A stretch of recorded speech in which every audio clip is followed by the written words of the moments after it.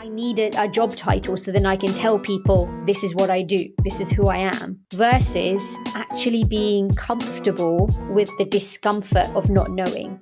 And a lot of my magic occurred in that space. And life is happening now. It's here to be lived. The question is, are you going to live it? And when the time comes for you and you look back at your life, are you going to be happy with what that looks like?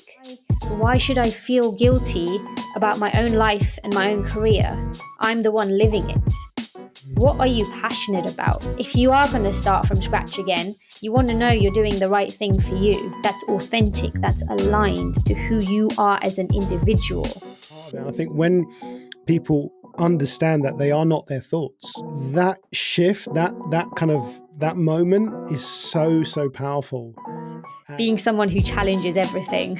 I think I've given my coach maybe a hard time. Well done. I'm inspired. It's something I need to look at doing. There you go. Good. Should we just get started? Let's do it. Alisha, awesome. Thank you so much for joining me. I wanted to speak to you for a while. I really enjoyed speaking to you off air. There's so much I want to talk about, and you've got quite a few roles. You're a doctor, you've got your podcast, you're an entrepreneur. I want to know a bit more about Alisha. So Thank you for asking. Yeah, let's put the labels to the side and tell me about Alisha. Absolutely. I am a human being who just loves human beings. I love people, and that's always been something about me. When I used to go traveling, I remember I went on a hitchhike when I was at university, and I told my parents I was interrailing because, of course, they're not going to give me permission to go on a hitchhike. Yeah. But honestly, it was one of the first traveling experiences I had. And the people that I encountered, I mean, for a hitchhike to be the first traveling experience that I encountered is crazy as it is. But I went with a great team of people. It was part of the University Union Raise and Give Society, so it's all for charity. And there was a great structure to track you, so then they know where you are, which direction you're going in, who you're with. But I met some strangers along the entire journey who were just so beautiful, It made me realize that this world is an incredibly big place full of really wonderful human beings. And I just want to meet everybody. It reinforced the fact that I love people and I want to serve people. And anywhere, any space that I get, be it professionally, be it socially, spiritually, personally, I think relationships are powerful. Communication is powerful, and conversations can change the world. And it really has for me. So who I am is somebody who loves human beings, who loves people, humanity, and everything that's possible for us. How old were you on this trip? I was 19. 19. So at 19, you made you had this epiphany about people. So what was it specifically? Can I ask, what was it about the people? What was there something that really resonated about what they were doing? Was it behaviors? Was it what was it? I think there is a perspective of contrast in that, largely speaking, we're brought up being taught, don't talk to strangers. This world is a dangerous place. You hear on the news all the time things that are happening that really aren't so nice. And we know that right now with the state of the world. And so being brought up living a cautious life, and then to go on a hitchhike where you're like, I do need to be careful. I've had very little experience of practicing being streetwise. I don't know what the world is going to be like, what dangers. I don't even know what to expect or what to predict. I don't know what I don't know. And to then have an experience where I was at a gas station somewhere in Spain, and there was a school minibus that stopped with a bunch of 14-year-old girls who were going to a basketball game, and they had space in their van. They took us a part of the journey through Spain. A police car stopped at one point, and we really thought, oh gosh, what have we done? They took us 100 miles across Spain. Wow. And we didn't spend a penny. There was a couple who took us to the next town down and they paid for a B&B for us. Just, I really thought it would be so much more dangerous. Mm. And the fact that there are other humans out there who are just kind, are loving, regardless of them knowing you or not. It's amazing, isn't it, that we look at the world through this lens, as you said, and I think, unfortunately, I think it's worse now in a world where we live, where information is so readily available, and we, as you said, we know this from what's happening in the world, and we know exactly what's going on. On the ground, we have satellite photos, but back then, or back, many years ago, we didn't have maybe as much access, but we still had these views about things like hitchhiking, and it's all there's probably so many more stories like yours. There's probably more stories like yours than there are of things going wrong. Yeah. But what someone will think when they hear the word hitchhiking, or I went hitchhiking, or I'm going to go hitchhiking, is immediately danger, right? And there's a good reason for that. Of course, if you weigh up pros and cons, I'm sure you may have done this, but if you weigh out the pros and cons, there probably are a lot of cons. However, there's so much more to gain, and unfortunately, because we don't hear those stories, and all our narrative is of what's going wrong with the world. Mm. And I've said this for a long time about just generally watching the news, and I know this is something that's been popularized recently, that watching the news for me has always been a very negative experience, because it kind of it's always clouded my view of the world, and I've sat there I remember this when I was younger, just watching the news and just thinking, yeah, but there must be some good out there, right? But it's always Yeah. this, yeah, okay, but and I stopped watching the news for a long time ago, not because I'm not interested in what's going on in the world, it's Mm. because I don't want my view to be, I don't want to have these sunglasses on that kind of just put this shade on what's happening. And your story there just really signifies that. Absolutely. And it's interesting that you say that, because I'm not sure whether there's a cultural component as well. My parents didn't come, they came to the UK, and I was born here. And of course they're holding on to their culture, being in a society, not being surrounded by, what they would call their own. And so there's this sense of sheltered upbringing that I had, that I didn't realize at the time. This is more on reflection. But it did make me very cultured from being an Indian, being of Indian and Pakistani background myself. Mm. And so when I went to university, it was a bit of a culture shock, not having to ask for permission, where it was very normal for me to at home. I'm now having to make decisions on my own and trust that I'm doing the right thing, because, hey, my parents aren't around me anymore. And, not that I had to ask them, but that was just how it was. And so my view of the world was also now becoming my choice based on what I'm seeing, what I'm hearing, what I'm living.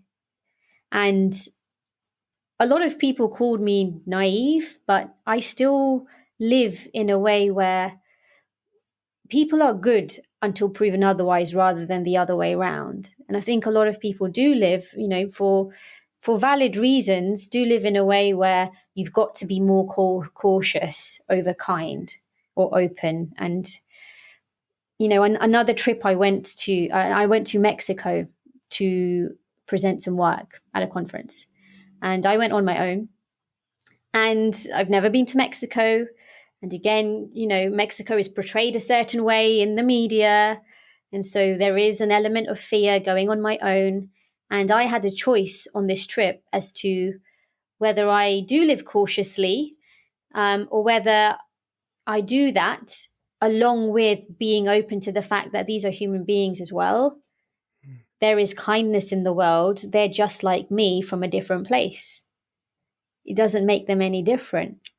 And it's hard, it's challenging, because, again, what's around you, it's easy to complain. Even through medicine, you hear about complaints more than you hear about the good stuff. Yeah.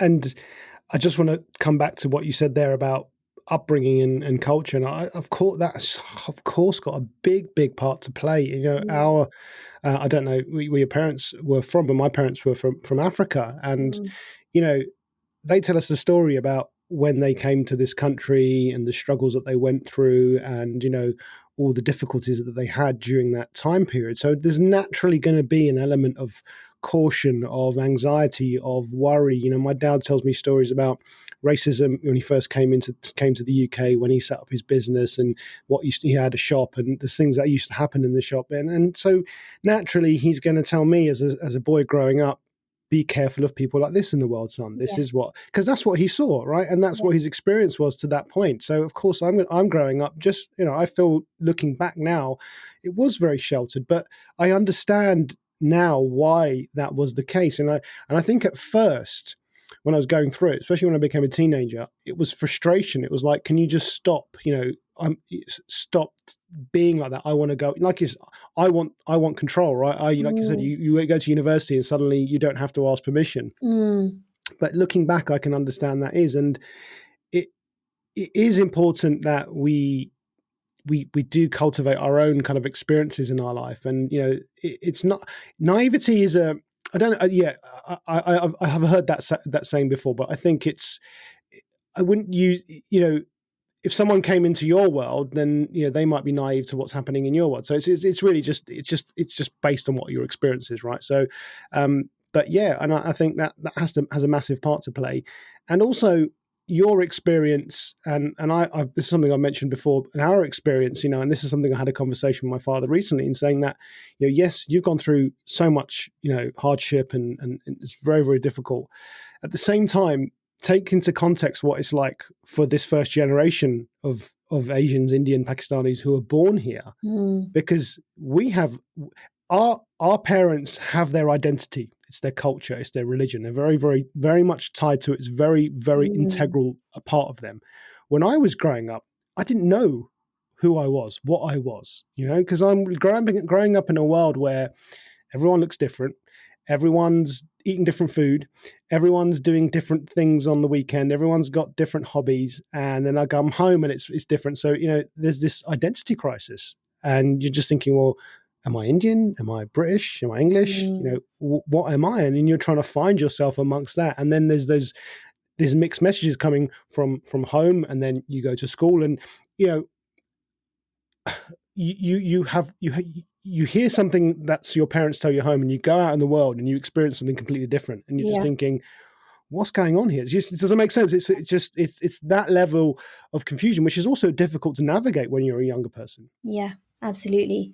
And one thing I'd like to share is my parents were so cultured, and I felt like my belonging was there in my family. It's why my value of family is held so high today.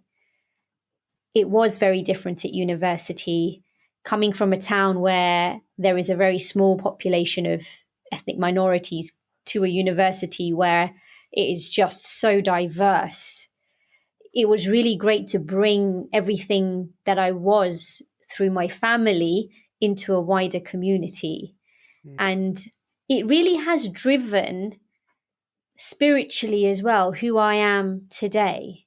So, as much as there is this identity crisis, you know, living in a Western society, coming from an Eastern culture, um, and trying to find who you are in the blend of that, it's actually such a beautiful thing to carve and create that, and that's something we really have the power to do today.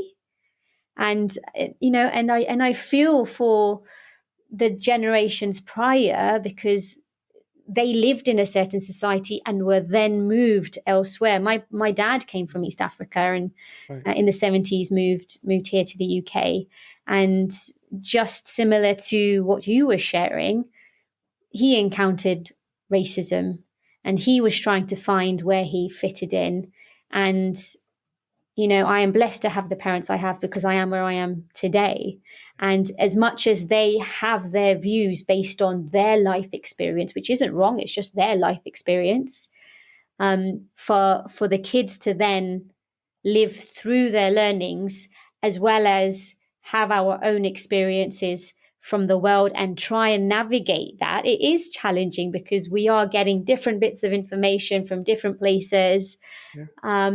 But it can be a work of art. It can be a dance. And I think once you truly believe in yourself that actually there's no right way of being, you can really create anything for yourself in your life, and you can really be anything you want.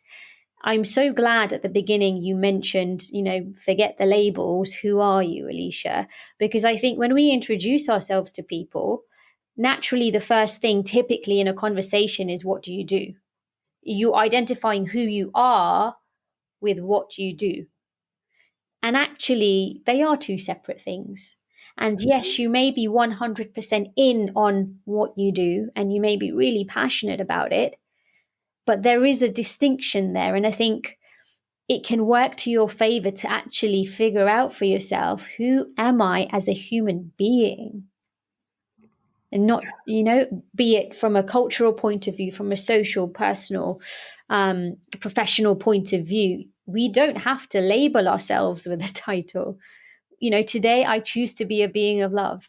Tomorrow I will choose to be a being of kindness. And the day after I'll choose to be a being of love and kind. You Yeah. can literally speak it, have an intention in the morning, this is who I'm going to be today, and show up as that human being, not defined by your ethnicity, not defined by your profession, not defined by anything other than what you say to yourself.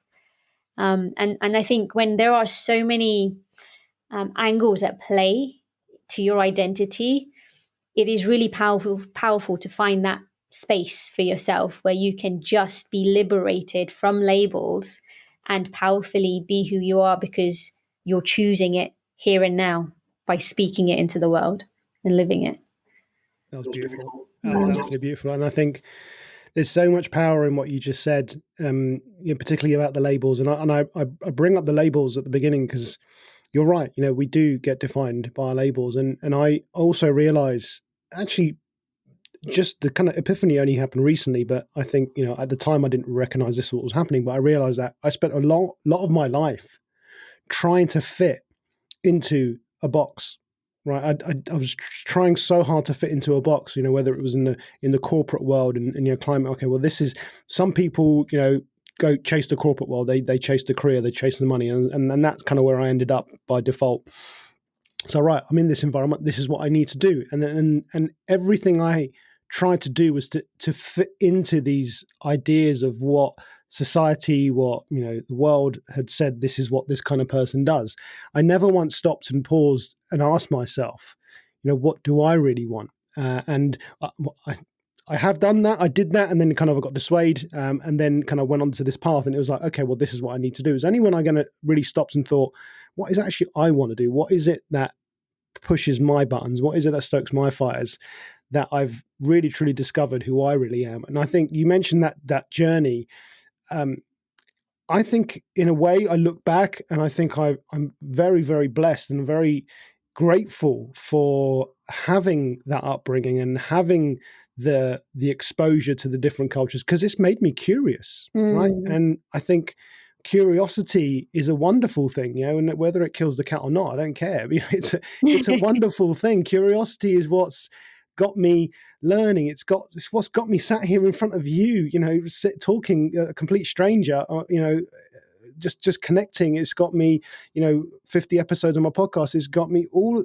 And if I hadn't maybe had those questions asked of me when I was that age, perhaps maybe, and I know certainly the path would have been different. So yeah, I agree with everything you said. There's a lot of gratitude there for that journey and where it's happened. And I think labels are always going to be there, and that is unfortunate. And one of the most refreshing things I experienced recently, actually, we've just recently moved home, and I met some of the parents at my daughter's school, and I met this one couple, and we spoke for about an hour. It was during they were playing football, or there were some games going on. We spoke for an hour, and not once did anyone ask me, or did I ask the question, "What do you do?" It was so refreshing because maybe it's a little bit in my mind, but I'm always waiting for that question. It's kind of like, you know, you go into conversations. I'm just waiting for someone to ask me, Yeah. and it never came. And I thought, this is lovely. It's so refreshing, and it just shows that we probably have more in common outside those labels, Yeah. right? So if someone says to you, I don't know, I'm a, I don't know, I'm a bus driver, right? And you label yourself on that day as a doctor. Well, you think, well, I've got nothing in common with this person. They're a bus driver. I'm a doctor. But actually, if you strip that away and you actually look at who you are as people, you're going to have a lot of things in common with that person, Absolutely. and that's what we really should be focusing on, as opposed to, you know, the exterior. Absolutely, absolutely. And you know what? It's a funny thing because when and one of the aspects of my life that I'm grappling with right now as well is that when people do ask me, okay, what do you do? It's like, what do I say first? Yeah, You know, I'm in a privileged position, you know, to be here. But again, there is a sense of identity crisis because, well, what labels am I attaching to myself? And I get to choose what I communicate. So it's really interesting. And going back to your sharing, human to human, we're all the same. mm, And like you said, we will have much more in common than not if we strip away those labels, because like you said, it's because of connection, human to human, that actually we get to meet some incredible people in the world and just have wonderful conversations. Like most people that have been key and pivotal in transforming my life have been people I have encountered by chance and connected with by chance, not because they held certain titles. yeah. There's a lot of power in that, and there's a lot to be said, and I 100% agree with you. Um, so here you are, 19. You've discovered this love of mankind, of people, and just wanted to be around people. How did you cultivate that into something that you can, you know, ultimately have a career in, or, you know, find a passion? How did you cultivate, or did you cultivate that? Was there a conscious thought process there? Not at all. Not at all. I think once I got back safe and sound, because while I was out there hitchhiking, I was mainly conscious of, am I safe? Have I sent my text messages to everybody? And what am I doing tomorrow? Am I going to get my plane back? When I got back and reflected on the experience, it was that point that I had a moment of, wow, we live in a beautiful world. We really do. And I've always been someone who will be kind and warm and, you know, share love generously. And I think it just reinforced that for myself. So whenever I did encounter a challenging situation in a communication, or a difficult person, any in those moments, I felt, rather than feeling rather than feeling challenged, it was more like, what can I do to serve this space? And this is, again, this was very subconscious. I didn't have any personal development or mindset concepts to think through. This is me sort of just growing and learning day to day. But over the years, it kept me open to really becoming empathetic, really understanding and connecting with people. Because of that one experience, my following travel experiences were backpacking. I wanted to stay at homestays rather than at hotels. I wanted to go to hostels rather than resorts, because I would get to meet people that are authentic and real for that particular village, or other travelers from around the world who have stories to share, because, you know, they've had similar, you know, wonderful experiences, and that's why they travel the way that they do. And that they were just building blocks reinforcing this value and belief of, there are good people in this world, and I want to meet them all. Through education and profession, career, entrepreneurship, I think that's been an underlying value that has really helped me trust people. When you're in your when you're growing in your career and you're not sure whether you're doing the right thing, you're still trying to figure your life out. You've all, you know, for me, I graduated from medical school, and suddenly I became Dr. Alisha, and it really did feel like Alisha disappeared for most of the people that I knew. I was suddenly doctor, and that was the most important thing. I felt diminished. I felt like who I was as a human being suddenly disappeared, vanished because of a title that I had. And so my first few years of training, I felt quite challenged because there was a lot more to me than just my profession, but I didn't find the scheduling, the routine to, join the clubs that I used to play for or travel as much as I used to travel. And I felt like I lost a little bit of who I knew myself to be. Fast forward to today, actually, having lived through that experience, I was always looking to go back to who I was. I loved those experiences that I had in the past, and I want to become that again. I want to live that again. When in fact, those were experiences that built me, and I can now look to the future and create who I want to be from today. And I think there is this identity crisis that people experience where they're so firm in their beliefs that if they're not aligned today, or if people question it, they go back to, no, this is who I am. And it's a fine line between holding on to the past and your past beliefs and being open to a possibility in the future, the possibility of change. This is why change is so difficult, because you've been brought up with certain experiences. And so you make life mean a certain thing, that the world is a dangerous place, for example. And now you're going to live into your future as the world is a dangerous place. Are you giving yourself the opportunity to change that narrative? How do you grow if you're fixed in your beliefs? And this is like a much bigger conversation, but having experienced the world and humanity in such a warm way, I think that helped me stay open-minded. It helped me understand people more deeply, more spiritually.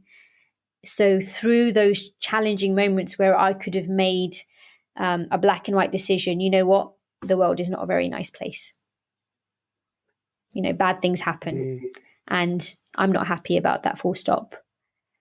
Rather than being fixed in those kinds of beliefs, I think I had the mental, the spiritual, the emotional agility and understanding to really navigate that, as opposed to get myself a fixed belief. And I think that happens a lot in the world.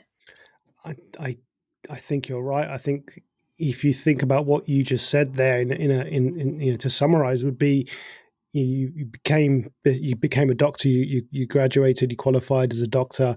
So if we mirror that in, someone might become a profession, whether it's a doctor, whether it's a dentist, whether it's any profession, right? You get your job. You work. You have this career that you embark on. And suddenly, like you said, you suddenly take on the identity of that becomes you. You are Alisha the doctor. I'm Sanjay the recruitment consultant. So that's who you become. And through chasing that experience, you kind of neglect the things that brought you to that point in the first place. So you mentioned clubs, interests, hobbies, things that really kind of engage you.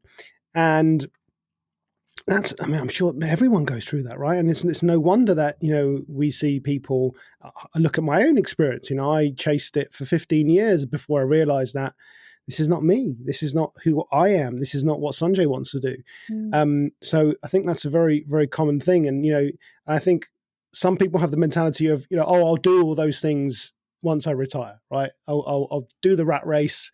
I'll do the thing that I'll do the life bit, right? I'll do that. And then once I retire, I can go and enjoy myself. And, I say, look, I understand. Look, there's a finance. We have to live in the world, right? There's a certain level of, we have to have a certain level of income to have the basic, the Maslow's hierarchy of needs, right? The basic needs that we have. So yes, we have to cover those, and everyone's at a different scale and a different level when it comes to that. However, I just feel like that doesn't mean, like you said, you have to let go of who you really are as a person. That doesn't mean that you can't engage in, even the simplest of things that are going to just bring a little bit of joy or bring a little bit of that, you from 10 years ago, or you when you were a child, bring some of that back into your life. And I think it's that balance, isn't it? It's just finding that balance between, okay, I'm doing this work thing, I'm doing this, but actually let me work on myself as well at the same time. And none of that's easy to say sitting here, and talking about it retrospectively. But I think I just feel like there's so much on the other side of that when you do, and again, it's that curiosity, isn't it? When you start to pull on that string and you do get curious. And I look, and again, just taking my own journey in that, it went from, I didn't know when I left my career, in a successful career in the city, that 15 years or 10 years, 12 years, 13 years later, I'll be sitting here talking to you, right? And everything that's happened in between. I didn't know that, but I knew at the time, by making that decision and taking that step, it was the right thing to do. And it was going to lead me in the right direction. And I think that's quite a scary thought for a lot of people, right? And I think this is where career progression, security, doctor, it's almost like, it's mapped out, right? Okay, I'm going to go to university, I'm going to graduate, I'm going to become a doctor, I'm going to become a GP, I'm going to become a consultant, I'm going to, and then it's like, okay, well, there's safety there. I know what's happening. Whereas if it's just like, okay, you're going to go out there and you're going to figure it out, it's like, well, I can't do that. And I get it. I get that. But I think, I just feel like it doesn't have to be all or nothing. Yeah. And this is the other thing, right? It's like, well, I can only do this. I can't do all that. No, it doesn't have to be that way. You can do it all. That is such a powerful point that you've mentioned. And you take me back to 6 years ago, actually, when I put in my resignation because I needed to take a step back and figure my life out. And that was the hardest decision, not just because, I've spent years becoming a doctor and getting to where I was, and that was my identity. So who am I if I'm not a practicing medic? I can't answer that for myself. And then you've got everyone else asking you the question, and it's just overwhelming. But when I did take the step back, I felt liberated. I felt like this is the first time in a very long time I'm actually going to think about myself, figure out who am I really? And what I discovered through that journey, because it was a constant battle between, I need a job title so then I can tell people this is what I do, this is who I am, versus actually being comfortable with the discomfort of not knowing. And a lot of my magic occurred in that space. And I say that looking back. It definitely didn't feel this way in those moments.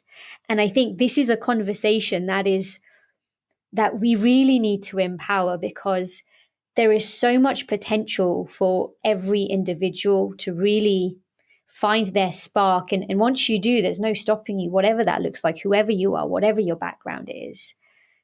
But to really allow yourself to discover what that is for you, a lot of the times takes you being in this uncomfortable space of, I don't know. And the world asking you, okay, so what's the answer? What are you doing? And you're like, I don't know. Like, how you feel helpless, you feel worthless if you can't say, hey, this is what I do. We attach our humanity to what we do rather than what we are being. I'm so passionate about this because I think it's a distinction that we don't speak about enough generally as human beings. And it's a distinction that can be so empowering for one to discover, because it has been, for me, the moment I let go of trying to find that job or that career or ticking those boxes because, hey, in society and in career, you need to work up the ladder and I'm not working up that ladder and I need to figure out how am I going to get myself back onto that ladder. Once I let go of trying to strive for these structures and just let myself be, like not even try and figure myself out, just let myself be, give myself the grace of, okay, world, bring it, whatever you got, just come to me. You actually allow some freedom for your mind, for your brain to just relax in a way it never has before, because it's constantly working in one area of life or another. And it was in those moments that I literally felt like, I'm gonna go for a stroll with no intention in mind, even though I'm unemployed in London and almost broke, because I trust that I'm going to figure it out. Life will figure itself out, and I trust that there are people around me who are going to help me if I need it. So I just need to throw my hat over the wall, meet some new people. It doesn't matter who, and just stay connected. Like the connection in that period of time is really, really important. You can't be what you can't see. So if you know what you want to become, find those people. What are they doing? They say if you want to be successful, find successful people and copy what they do. What habits do they have? What routines do they have? It's not you reach a level of success and then that's it, you do nothing and then you stay there. It's a constant practice. You have to constantly work at it. The question is, what are you willing to work for? And I shared this recently, actually, where if you're waking up every day not happy, there is a disconnect with who you are and what you're doing. It's the same conversation that we're having right now. It's we attach who we are to what we're doing, and making that distinction and getting clear on what that is, so then you can make choices and make decisions where what you do is aligned with who you are. Then waking up every day isn't going to be a drag out of bed. It's going to be inspirational every morning. Imagine waking up every single day energized, leaving the end of the day inspired rather than empty. It's liberating. Yeah. It's liberating. Yeah. It's liberating, and it's completely possible. And I think a lot of people are afraid that it's not, or it's out of reach, or it's not for them. And actually, you have a choice as to whether you believe that narrative or not. And, it's freed up my life and it's transformed my life. And I just think, I hope that my mission is to have every single human being realize this for themselves. It's transformed my life and the impact I'm able to make, not just in my profession, but in the world, the people I'm able to reach, the lives I'm able to save, not as a medical doctor, but as a human being. And if every human being just got that sense of possibility for their life at a whole new level, we'd have world peace tomorrow. Yeah, well said. And there's you touched on it there. There's a big difference between being and doing, right? And I think everyone's trying to do in the world. We're trying to do the job. We're trying to do this thing. We're trying to do this thing. And actually, you mentioned there, you just let yourself be, and just by letting yourself be, you kind of got to see what sort of things come your way. As you said, that how does the world revolve? Well, what are you thinking about when you're not thinking about work? It's a question I often ask people when they say, I'm really busy, I've got a really stressed out job. It's okay, well, let's take that out of it. Let's imagine you didn't have to work. That's a good question. What would you be doing? What would you be thinking about? What would you be talking about if work we just erased that part of it? And often people don't have an answer. And that's quite sad, isn't it? It's because once you strip away that label, it's like, what's left? And if you haven't just allowed yourself to be, then it can be very hard to answer that question. And yeah, I think there's just it can definitely tell your passion, on this subject, because it's something I think you have to kind of experience it to really kind of embrace it in the way that you're embracing it. I certainly have gone through my own journey with it and have seen, you mentioned, those the biggest steps forward have come in some of those toughest moments, and I 100% agree with that. And that's what's happened in my life, but I didn't know it at the time, as you said. And I think you have to just trust. You just have to trust yourself for starters, and you have to trust the world that absolutely, you're right, it will it will move that way. And I think, you mentioned some people are, I think you said it right. People are scared. I think it's like they want that. People are waking up every day thinking this is, I feel terrible. I don't want to be doing this, but hey, I've got a mortgage, I've got kids, I've got to do this. This is life, right? This is just the way it is. Look, I get it. If you're at a social demographic where you are literally fighting to put food on your table, then there is an element that I understand. I get it. But if we move just maybe slightly away from that, just it doesn't, just allowing yourself that time and that space is going to be so powerful in helping you to sort of move the needle. And it doesn't, again, this is I'll talk about my experience. It doesn't have to be a box, or it doesn't have to be anything specific, and this is, and I'm sure you've had this conversation, but when I quit my career, it's like, what are you going to do? I was like, well, this is what I want to do. What are you going to do? Where's that going to take you? It's like, I don't know. I haven't thought, and it got me thinking, is everything like, you start here, you do this, you do this, you do this, like school, you go to school, right? You go to school and there's levels, and you got, you progress, and then you go to university, the same thing, you go into a career. It's almost, you're always trying to achieve the next thing, right? We're always striving for the next thing. And let's take it out of the context of career. Let's just take up someone's day. They're washing the dishes. So they can hurry up to get to the next thing, right? And the next thing might be, I need to get to the shops quickly. What about the now? What about what's happening right now? What about what's happening in the moment? It doesn't have to be a next thing. I'm just going to enjoy the process of what's going on right now, what's happening right now. And if that's me washing the dishes, then I'm going to be mindful and wash the dishes. If that's me saying, this is what I'm going to do next after I quit this, I don't know what's going to come after that, but I'm just going to enjoy that in itself, then there's nothing wrong with that. But I think, again, it's people who are maybe don't align with your values on that, or are so fixed to this mindset of, it has to be this way because that's what the world tells me. That's quite scary. And you often get labeled as, as you're crazy, right? It's like, no, that's just nonsense. You can't live your life that way. And maybe not everyone can live their life that way, but I don't believe that, because I really do believe that everyone can find their way and find the things that are gonna fulfill them in the long term. Absolutely. And and that might look like a lot of work and scheduling and time blocking and getting things done on time so you can fit everything in. That's something that I'm having to do right now, because I do have a lot going on right now. But I'm very passionate about everything that I am giving my time to. I'm very intentional about it. And, you've touched on being present.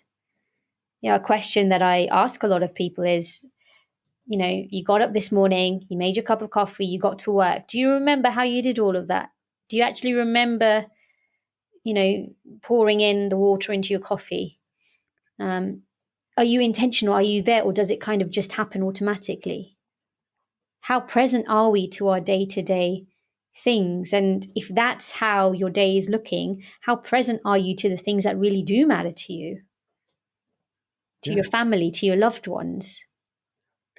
I mean, anyone that's got children, I would. This is a really good. Just a lesson that I learned is, just taking that our morning routine, right? Getting her ready for school, getting the lunch ready, and I did start that routine of, it's like go, right? It's like, get up, I've got to get this done, got to get this, I'm going to get this, and it got to a point where I realized that I wasn't actually just being present with my child. I wasn't, sitting down and enjoying the fact that, hey, I get to do this every day. I get to spend, a couple of hours, 7 till 9, whatever it is in the morning, with her. And I'm always rushing around worrying about getting her out of the door so I can get on with the rest of my day. and then she comes home whatever time it is, and I'm like, right, it's the destination, right? The end point is bedtime. Let's get her to bed, and then I can, I was like, no, what are you doing? She's gonna get to 16, 17 and just be like, have no happy memories of spending breakfast with dad, or those after school moments, and I just it really made me change my behavior. This happened a couple of years ago, but and since then I just see it differently. I just wake up and I will set the intention. You're absolutely right. You can set intention with everything you do. My intention in the morning is to wake up and just start the day off with a bit of fun. And if I can set that intention, that no matter what we're doing, I can incorporate that fun into it. And it's the same thing with after school. And I tell you what, journaling and writing these things down and having a gratitude, being grateful, just for that. Sometimes it'll be, what were you grateful for today? I was just grateful to get to sing a song with my daughter in the morning, or to hear her singing a song in the morning. That's being, right. That's you just sitting there and just being and seeing what resonates with you in the world. And I think for parents, I think, just slow down. I think just slow down. I get it. I know what it's like. We've got another one on the way. I'm probably going to come back and eat my words, but and I have to remind myself of that. But just slowing down and just taking and just being present with her has just made a huge difference in, I can see it in her, in our relationship together, in our relationship as a family. It's made a huge difference. And yes, I've spent a lot of time and intention to craft the sort of my lifestyle. And again, I say I'm fortunate, but it's been something that's been work in progress, and it still is work in progress. I'm not at any destination. I'm just enjoying the ride at the moment. But with every experience, with every failure, there's been a learning. It's like, okay, well, this is how I need to change it. This is how I need to do something. And it's kind of, it's growing. And I think, again, it's okay, right? So if someone tells me, where's this going to lead to? I don't know, right? I don't know. I'm just enjoying it at the moment. And I think that's the other thing, is we've got to stop trying to get to this destination, to this magical end point, because it's not the end. There's no end point. And it's and if it was a destination, what do you do when you get there? So think of it not as, I need to get to this destination, or I need to get to this level in this job, or I need to get to this level of income. Try to enjoy what you're doing to help you to get there. And then all of those other things will take care of themselves. Absolutely. It's all about the journey. Time is ticking, and that's one thing that we're never going to get back. So are you going to keep waiting for the next destination, the next end point, to be happy, to be free, to live your life? Life is happening right now. Life is happening right now. Time is ticking. Yeah, this is it, right? This it is now. You are now, and it is what you make of it. And you're absolutely right. And question is, are you going to live it? Yeah. When are you going to live it? And when is it going to be too late, as they say? It's it's like a hamster wheel. You're on a conveyor belt. Like you said, when you get to the destination, there is always going to be something else. There is always going to be something else. Like once you've accomplished a certain level, or once you've gotten somewhere, either the structure is such that you get promoted, there's somewhere else to be, or actually you're at a point now where you've worked so hard, you've lived a certain life, and you've reached a destination. You can't just suddenly stop being who you've been. You need to find the next thing that's going to engage you and inspire you and have you realize what your purpose is. You're not going to suddenly stop and suddenly have time and do nothing. Life is happening now. It's here to be lived. The question is, are you going to live it? And, when the time comes for you and you look back at your life, are you going to be happy with what that looks like? Why do you do what you do? And you can have a very superficial answer to that, in that, I say superficial, that's probably not the right term. Why do you do what you do? To pay the bills, to put food on your plate. But actually, what's the deeper level of that? You're doing this because you want to provide for your family. You're doing this so then you can have time and security, so you can enjoy life with the people that you love the most. That's why you do what you do. So if you're on this hamster wheel, are you actually spending time with your loved ones? Are you giving yourself that, or are you constantly moving and moving and moving, and actually you're forgetting to live? life with the people that matter the most. Yeah. Yeah. So what does that look like for you now in terms of, what you're doing with your passions and your interests and your career? Obviously you've qualified as a medical doctor. What is this chapter right now looking like for Alisha? So this chapter is a very overwhelming and complex chapter that I'm realizing as I'm living it. Um, I've always wanted to run a business. So a few years ago, in fact, when I resigned, I took some time out, worked in various industries, and trained myself as an esthetician. So I ran my aesthetics practice for a couple of years. And I realized I wanted to focus more on wellness from within. And being a medical doctor, I wanted to see whether there was anything where I could use my knowledge and my skill um, in a different kind of way to promote wellness from within. So I came across vitamin therapy as IV drips and IM shots. And that fascinated me because as a doctor, I hadn't heard of it outside of the hospital. And I thought, if anyone, I would have done, doctors would have done. So when I studied it, learned about it, trained myself in it, it's really fascinating stuff because it is just like giving IV drips like you would in hospital, but actually you can combine various minerals, antioxidants, amino acids, vitamins to supplement well-being, particularly for those who don't have the same absorption capacities. If you've got bowel and gut issues and you just simply can't optimize your oral nutrition to give you the nutrition that your body needs.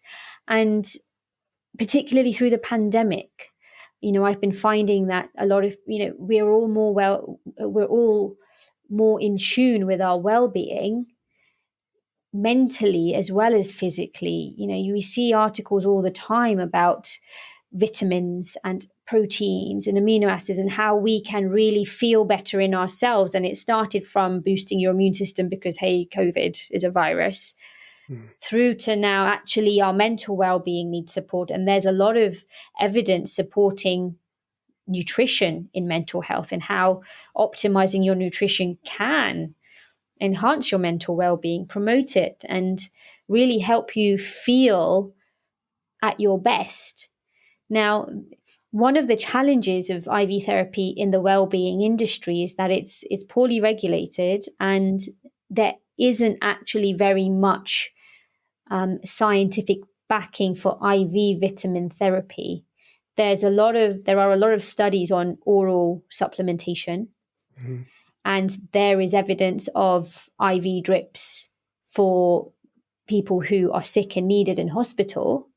But actually, there's very little from the well-being point of view.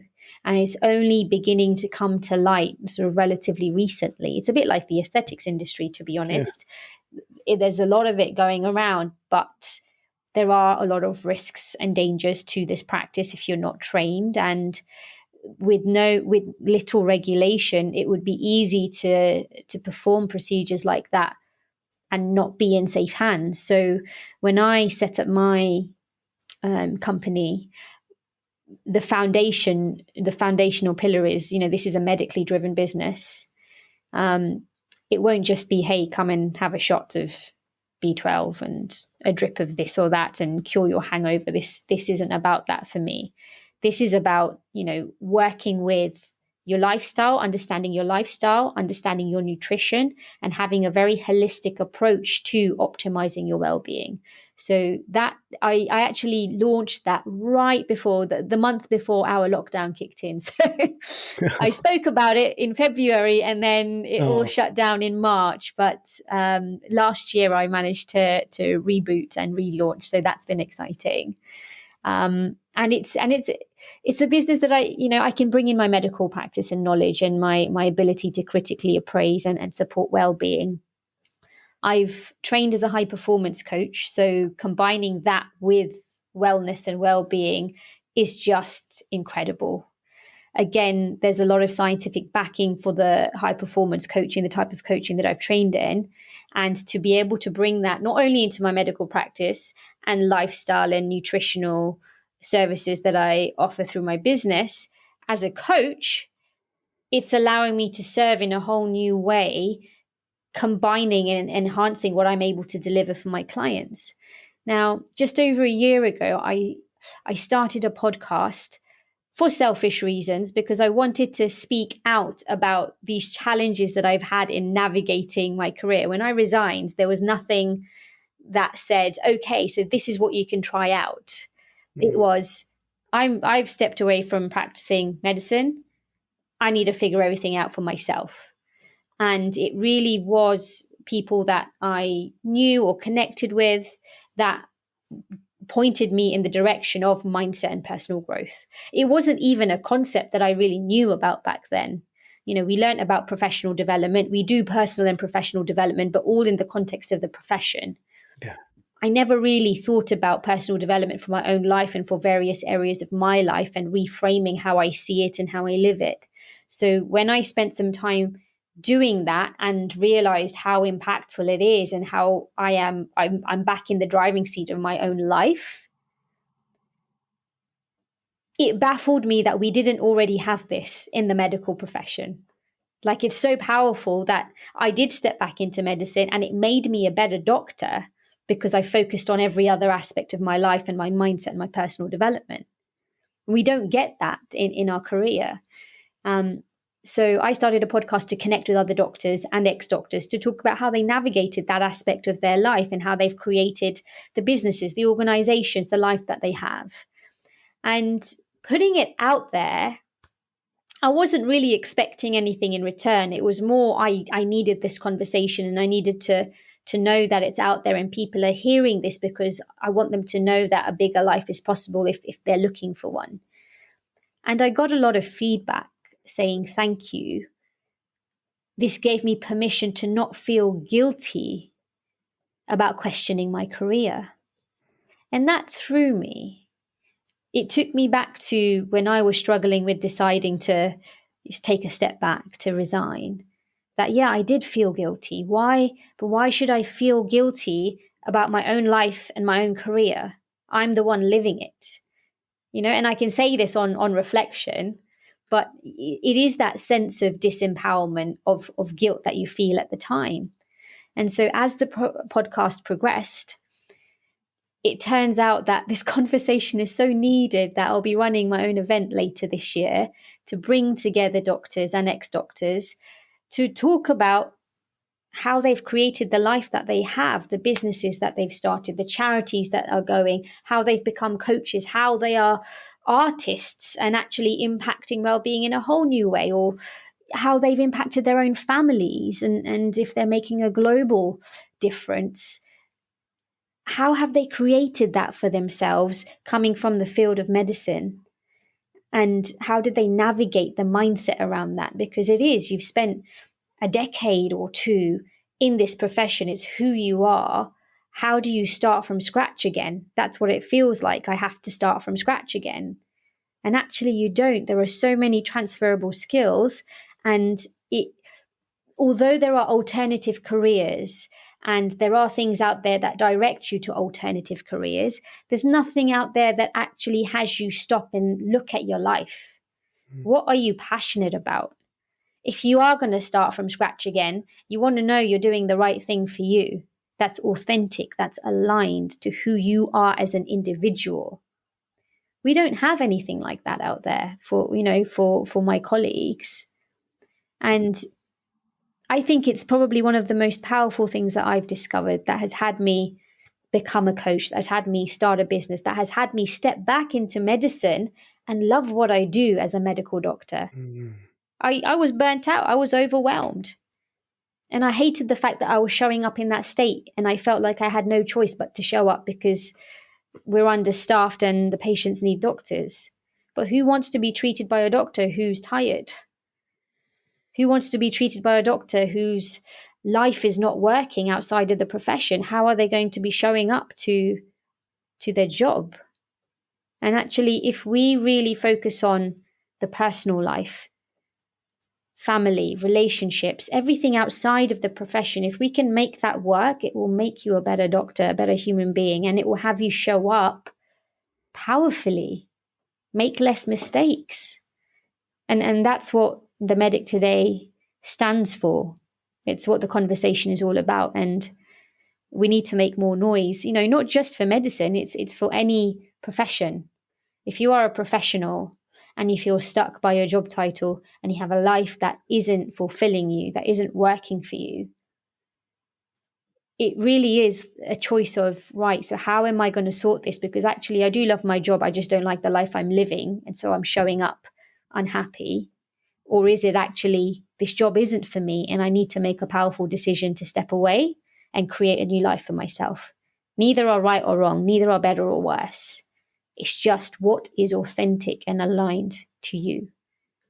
I think it's a beautiful marriage of your medical background, your training, of course, and the sort of high performance coaching, the personal development, the growth mindset. Because if you think of wellness, health, it's not just the absence of disease, right? And this is such a huge part of it. And and then I'm very, very privileged and very grateful to work on the diabetes prevention program. And this is, I have, prior to this, I have no experience of working in the NHS or that kind of primary care health setting. But I'm so happy to see that within that program, that what you just spoke about is such a big part of it, about understanding this idea of personal growth, this idea of having some self-compassion, how we can transform our behaviors and our habits. And it's not just, yes, there's a big component which comes down to the food that we eat, but it's not just, I need to eat this food because it's going to help me to lose weight. I need to eat these foods because this is what's going to make me whole as a human. I need to eat these foods because this is what's going to help me to think better. I want to eat these foods because it's going to help me to thrive. Not, it's not about weight loss. It's not about the way you look. Yeah. It's about the way you feel and the way that you are. And then, yes, we talk about exercise. And so all of these different pillars, food, exercise, managing stress, growth, self-compassion, empathy, just bringing all of that together. And the way you've just described, I think it's a great offering, and I think it's like you said, it's an important conversation that needs to be had, because it's not just about one thing or another. It's kind of bringing all of those things together. So I think there's a lot to be said, and I think you're right. There's an absence of this. It's growing. It's getting better, but definitely there's a lacking of it. I think particularly within the medical world, and certainly for doctors. There's definitely this element of, well, you're a doctor, why would you want to do something else? Right? It's like, well, you've got to the destination, right? You've got the title, you've got everything that comes with it. But that, that's not that, again, it's not for everyone. And perhaps there's a little bit of like, well, if you don't want to be a doctor, you don't want to be part of the tribe. It's like, well, go and figure it out yourself, right? Well, okay, well, then we can find the community of people like you've amazingly done, and I've listened to a few of your episodes. It's really inspiring just to hear, and I'm not a doctor, but just to hear these stories of people who have had the same thoughts that I've had about self-doubt and should I do this or should I not do this. And and I actually want to ask you that you mentioned you have that self-doubt, and I know I certainly did when I was making these transitions. Was that something that were you aware? Was that something that came intrinsically, or was it an extrinsic motivation that kind of created that little bit of self-doubt?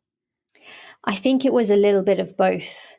I think, being someone who's generally quite a high performer, to not know is not a very nice feeling. To not have your next 10 steps figured out is not a nice feeling. Medics, they'll have done well at sciences at school. They got into medical school. They've graduated. They're all pretty high going performers, and for them to be in that position about the career, it's too scary to step away. It's too challenging, that conversation. And of course, I can only speak because this is my experience being a doctor myself. So I can only speak from this space. But I think high achievers, get a lot more doubt. And it's those who really work on their mindset, their self-compassion, those who give themselves the grace to be and learn and grow, that actually end up really achieving their highest potential, from a place of their deepest alignment. Because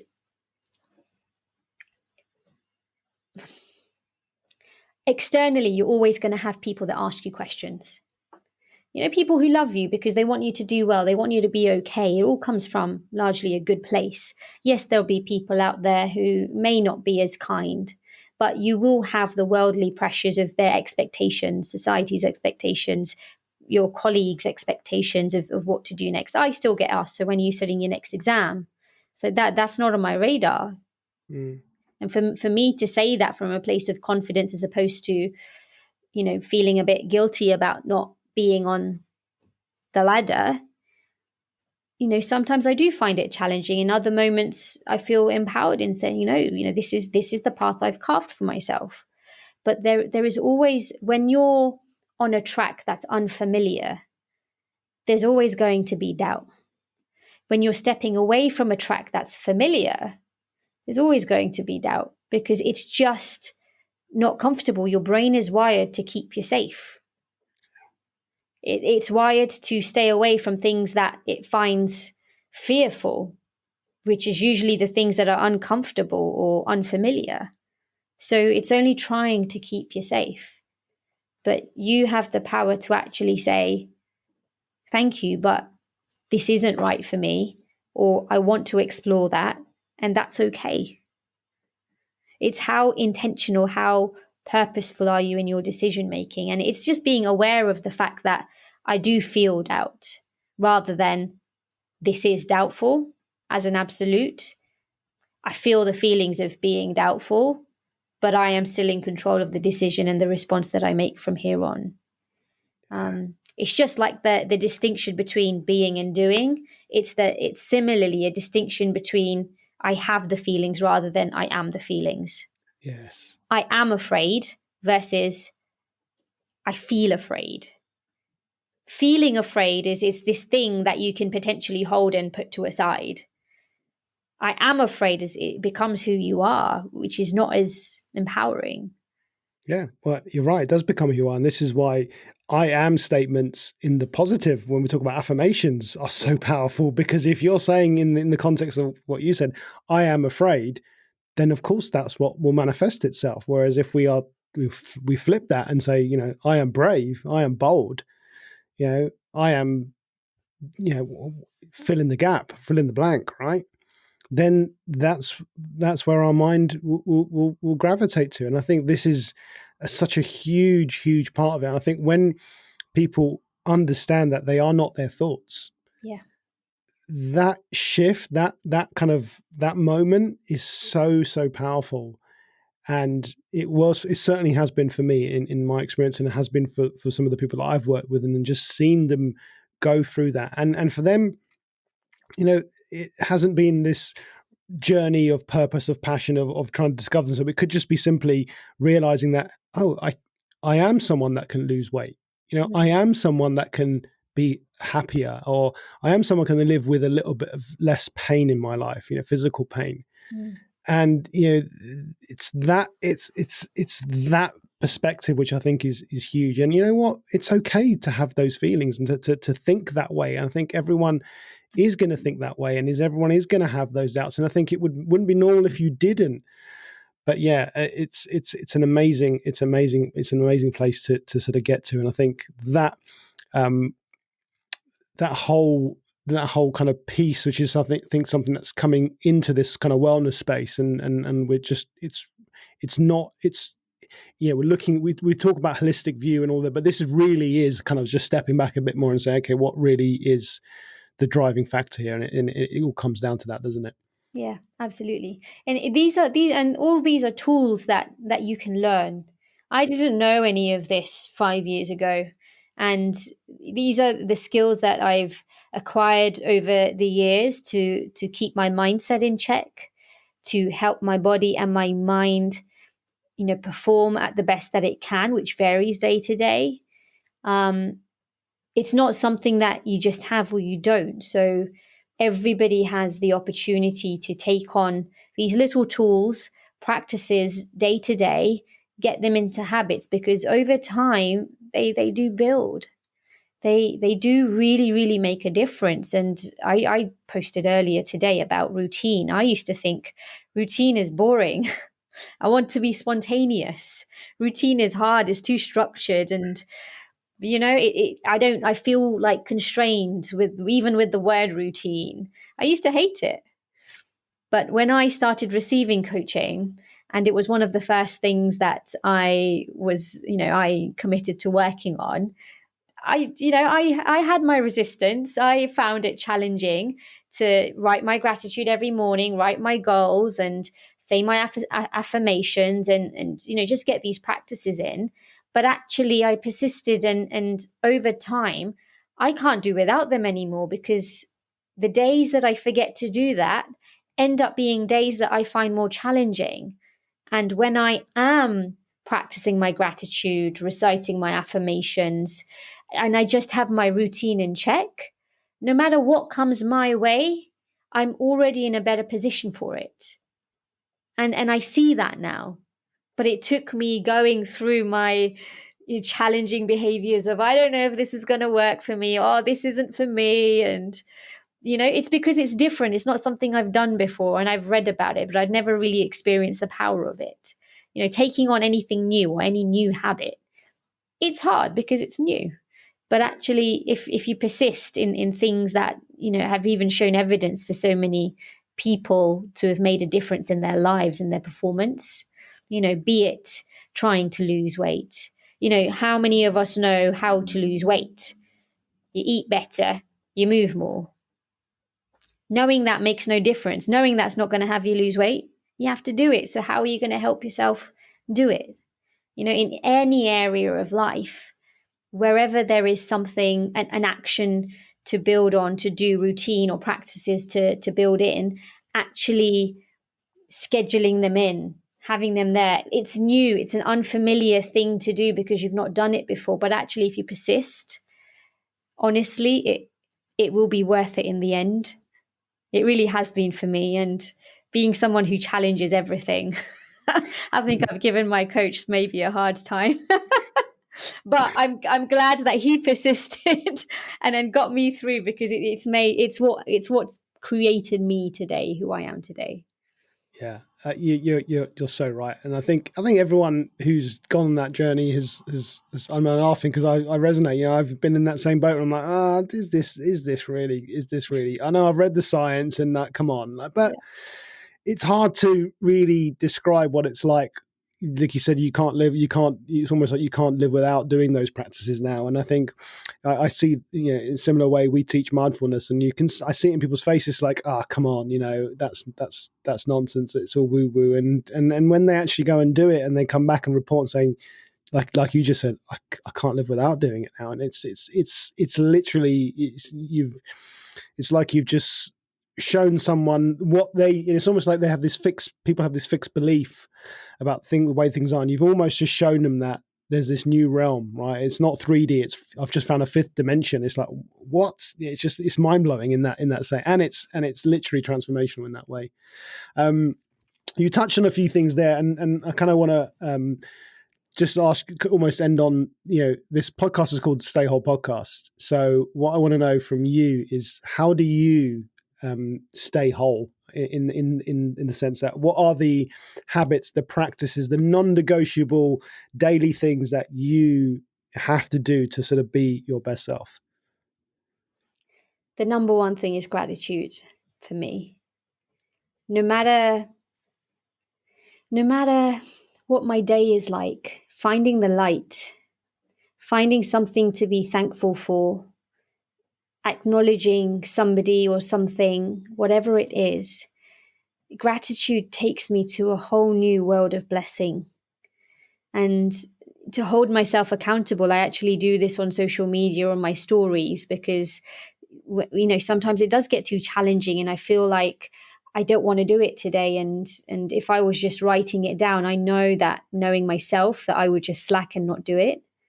So I do it on social media as a way for me to really put it out there that, you don't have to have big things happen in your life to be grateful. You can be grateful that you're here today, that you've got air to breathe, that you've got food on your plate, that you've got running water through a tap. You can be grateful that you have somebody that cares for you. You can be grateful that you had a really good conversation with somebody at work, or you accomplished on a deal, or it could be anything. But gratitude really, really puts me in a place of being blessed for what I have. And when I'm in that space, I'm at peace, mentally, spiritually, emotionally. So everything that comes of me after that is always from a place of peace and gratitude. So that is my non-negotiable. That is something that I do every single day. Meditation is also a big one for me. I used to meditate for a whole hour at 4 a.m. with my aunt when I moved to London for a period of time. She, we'd arrive at this centre at 3:45. We'd help set up for our community centre. We'd be there for the whole hour meditating, and it is the most blissful experience that I've ever had. And I still remember, and meditation was never a huge thing for me, but I was in year 8, so I was 13 years old. My tutor was an RE teacher, and I clearly remember this session. There were about 28 or 30 of us in the class, and she gave us all a tall candle. She closed the blinds, turned out the lights, we lit our candles, and she took us through a guided meditation where we would watch the flame, every flicker. When do you ever watch every single flicker of a candle? You should try it. Just turn down the lights, have a candle, watch every flicker, how it moves with your breath. And then she took us to a place where we're sat by the sea. And every time you breathe out, the waves are going out. Every time you breathe in, it's coming in. And it's like you have control over how the waves are coming in and out. And that sense of control of my mind, of my breath, never experienced before. But since then, having moments where I can just shut my eyes, picture a candle flame, picture myself on the coastline, hearing the waves, feeling the breeze. It's probably why I love living by the sea. But meditating, my meditation always starts with that. It takes me to a place of not even control, but to a place of, again, peace. I think peace is such a powerful thing, a place of emptiness in a good way, where there's nothing in the way and you can really just be with your mind. And it's not about getting rid of the noise. It's about getting yourself to a place of stillness so you can really hear what's going on for you and see what's going on for you and be, amidst all that chaos and not get overwhelmed by it and actually just listen to it, embrace what's going on inside of you. Meditation is such a powerful thing. It's one of those woo-woo things that people think, don't know if it's my kind of thing, but gratitude and meditation, even now speaking about it, I feel so at peace. Those are my absolute non-negotiables.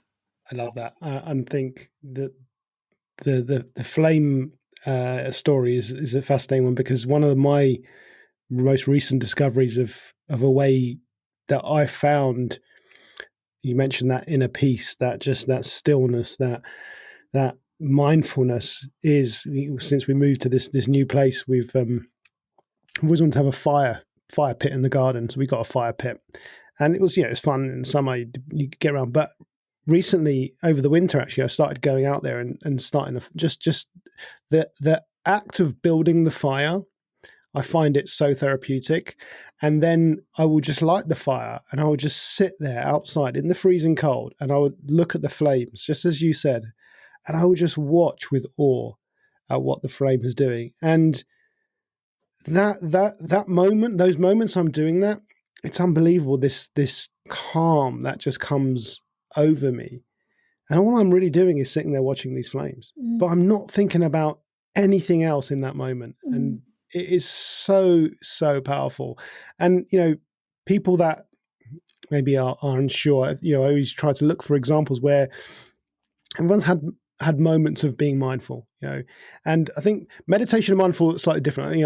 I'm kind of talking more about mindfulness, and I think with mindfulness, I think if anyone's ever performed anything that they're really passionate about, whether it's a musical instrument, whether it's singing, whether it's dancing, whether it's something that, whether it's reading, those moments where you are just completely engrossed, that's mindfulness, right? You are just, there's nothing else happening in the world. You are just so engaged with what you are doing in the present moment. And watching a flame, being by the sea, watching the fire, for me, those are all of those things. And I think that is just a great way to encapsulate. And as you said earlier, all of these things are a practice. And the more, for me, that I've noticed that I've practiced this art of just focus, concentration, has just helped me in those moments where I least expected it, where that calm can come over me, where I can just step back and think, okay, everything's fine. Just take a breath, or whatever it might be. It is very, very powerful. So that story really, really resonated with me. Alisha, I could talk to you for another couple of hours if I really would, if I really want to. I think there's so much more to talk about. I've really, really enjoyed talking to you, and I think we might just have to do another part two at some stage, which gives us an excuse to connect again. Absolutely. Can you just tell us, how can people learn more about what you're doing, what you're up to? How can they connect with you, get in touch? Sure. So I'm mostly active on my Instagram profile at Dr. Alisha Damani, and all my handles for the stuff that I'm doing is all on my page. So that would be the best place to contact me. I'm on LinkedIn. I'm on various social platforms, but you can find all of my connections and links via Instagram. Perfect. I'll pop the link in the episode show notes as well. Go and follow Alisha. Love your reels. They're quite entertaining. They're good fun to do. They are. Yeah, I love shooting reels. I love watching other people's reels, and it's a bit of fun, isn't it? It just gives a bit of lightheartedness. So yeah, thank you for doing that. Thank you for all that you're doing. I think the podcast itself, just helping medics, just to show them that there is more out there, just spreading the opportunities that is abound. I think it's so important, because you're right, there's so much talent, so much expertise. You talk about being high performers. There's so many of those people locked into that medical world. And if we can just unleash some of that into other parts, other works of society, that I just feel like there's so much good that it can do in the world, and through coaching, through whatever it may be, IV therapy. The list is endless. So thank you for putting that out there, and just thank you for being a very positive influence. And I look forward to connecting and speaking with you again. Thank you so much. It has been an honor having this conversation. These conversations are powerful. It's what life is all about for me. So thank you for creating this space, and looking forward to part two. Again, I agree, I could go on for hours. We'll definitely do that. Thanks, Alisha.